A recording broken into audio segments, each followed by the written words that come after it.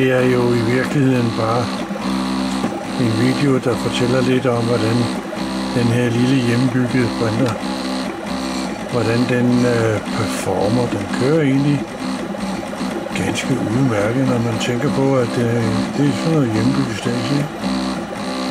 Så jeg tror egentlig ikke, at jeg skal være så ked af det.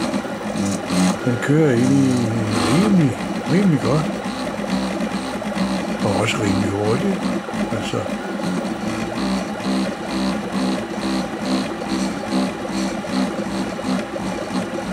Og den laver da også et pænt stykke arbejde, synes jeg.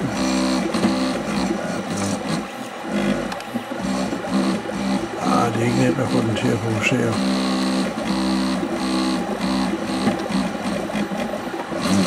Men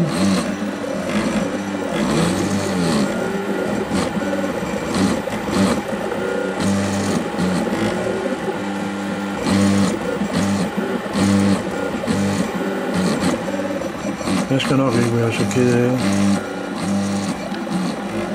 Det ser ikke for kønt ud jo, men altså det virker. Det må man sgu sige.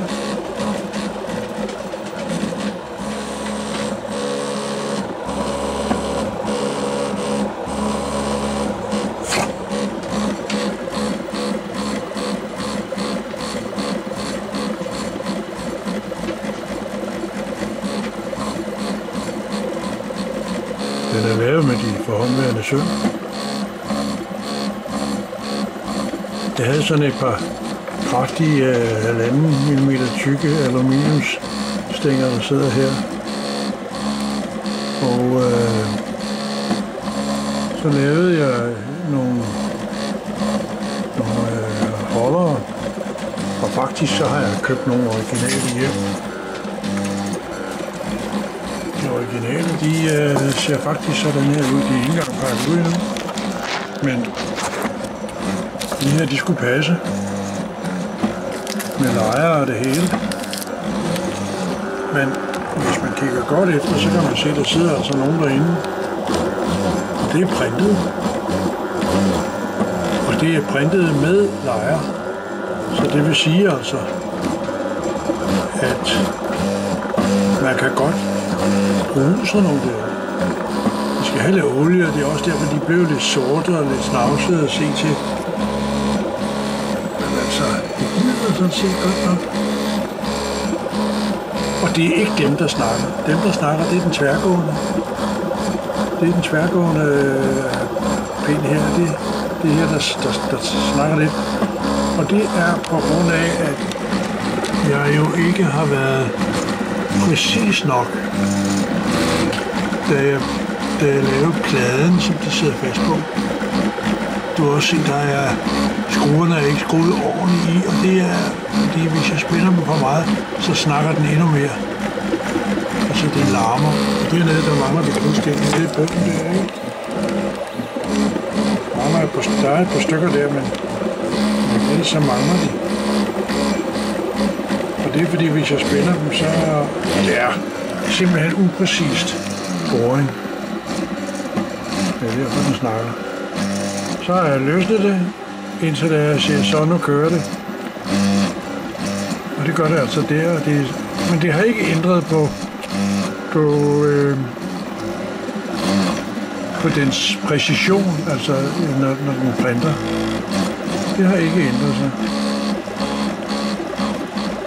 I hvert fald ikke noget målbart. Og det er jo selvfølgelig fordi de andre ting er stabile nok. Den her og den er stabil nok. Og hernede i bunden, den er stabil nok.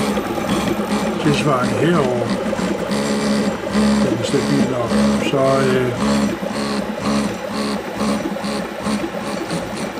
alt i alt må jeg skulle sige, at det lykkes meget godt det her.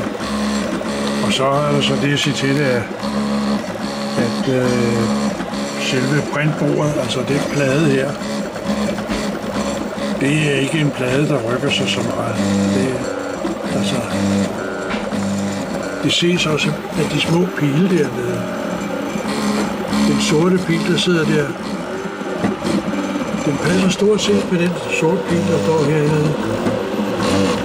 Og det er simpelthen et udtryk for, at bordet er plant. Det er i hvert fald inden for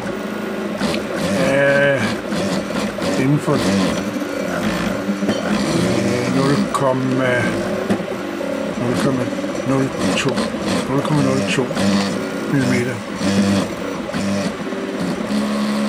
Så ja. Og jeg har selvfølgelig måttet fixere de der skruer dernede med en klat lim. Det er den gule farve. Det er sådan en klat lim, den lige har fået fordi ganske små vibrationer i bordpladen får de der skruer til at løsne sig. Så jeg har måttet lige give dem en klat lim, for ikke at de flytter sig. Det har jeg også gjort med den der inde bagved. Den har også fået en lille klat lim. Det er ikke så nemt at se. Nu kan vi nok se det. Det kan lige anes i hvert fald.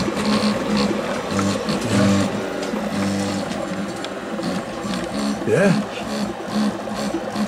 Kassen, den er bare lavet af noget vandfast krydsfiner, jeg havde stående i garagen. Så der skar jeg nogle plader ud, så det passede med den størrelse, jeg forventede tingene skulle have, når vi sluttede af med. Og det er da også blevet meget godt. Heroppe der sidder ekstruder. Den der skubber tråden ned i badet dernede. Og ja. Der har jeg nogle ekstra kort. Processoren sidder der, og betjeningspanelet, det er ikke sat fast. Det er selvfølgelig præget lidt tilfældig placering. Det kunne da godt laves pænere. Det bliver vi en senere lejlighed. Yes. Det var så lige det.